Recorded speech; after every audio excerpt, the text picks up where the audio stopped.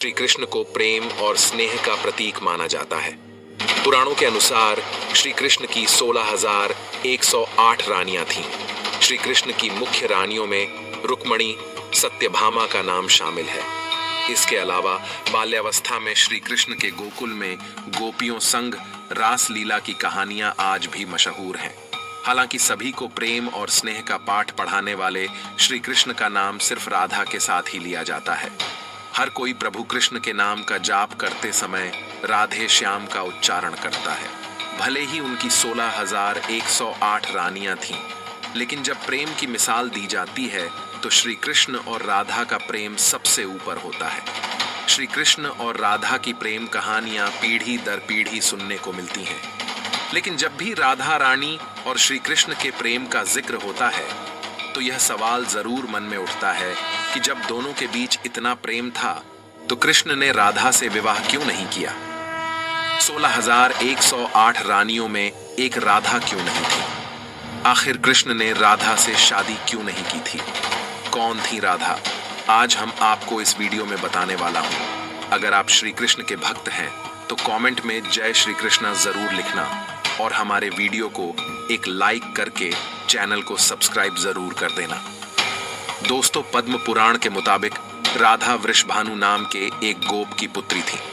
कुछ विद्वान मानते हैं कि राधा का जन्म यमुना नदी के पास स्थित रावल गांव में हुआ था।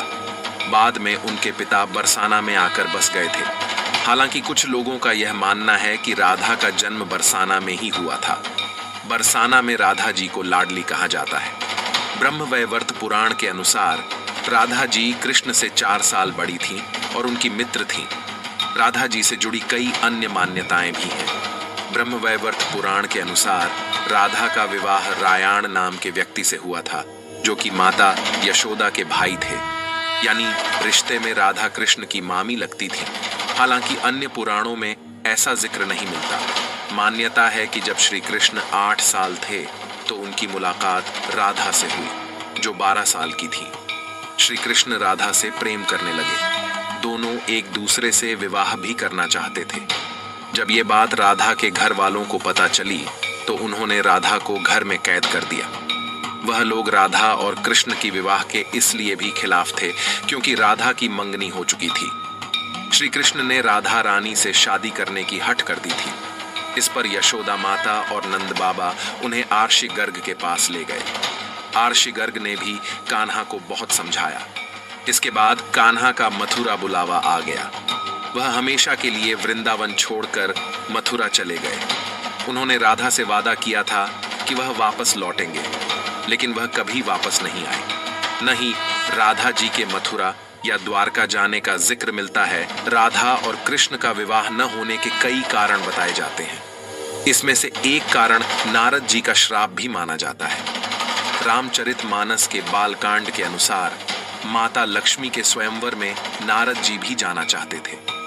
भगवान विष्णु ने नारद जी के साथ छल करते हुए उन्हें खुद का स्वरूप देने के बजाय वानर का स्वरूप दे दिया, जिसकी वजह से माता के स्वयंवर में नारद जी का काफी उपहास हुआ।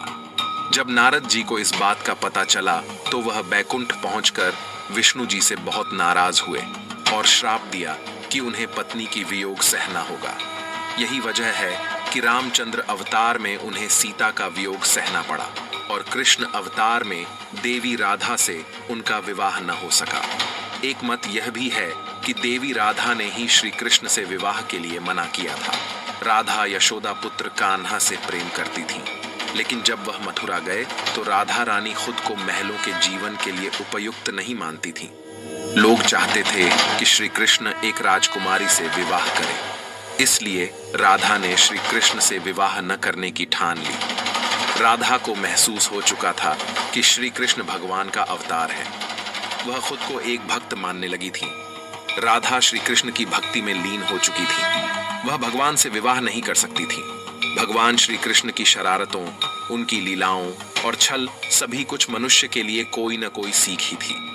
राधा से विवाह करना भी मनुष्यों को प्रेम की असली परिभाषा से परिचित कराना था। कहा जाता है कि एक बार देवी राधा ने कान्हा से पूछा कि वह उनसे विवाह क्यों नहीं करना चाहते। इस पर श्री कृष्ण ने कहा कि कोई अपनी आत्मा से विवाह करता है क्या। श्री कृष्ण राधा को खुद से अलग नहीं बल्कि अपना ही अस्तित्व मानते थे। वह मनुष्यों को यह सीख देना चाहते थे कि प्रेम भौतिक संबंध से नहीं बल्कि आध्यात्मिक प्रकृति है। प्रेम और विवाह एक दूसरे से अलग नहीं है। जैसे राधा कृष्ण बिना विवाह भी सदियों से एक ही हैं। जहां कृष्ण का नाम है वहां राधा का स्मरण स्वाभाविक है। दोस्तों, आपको यह जानकारी कैसी लगी कमेंट करके जरूर बताना।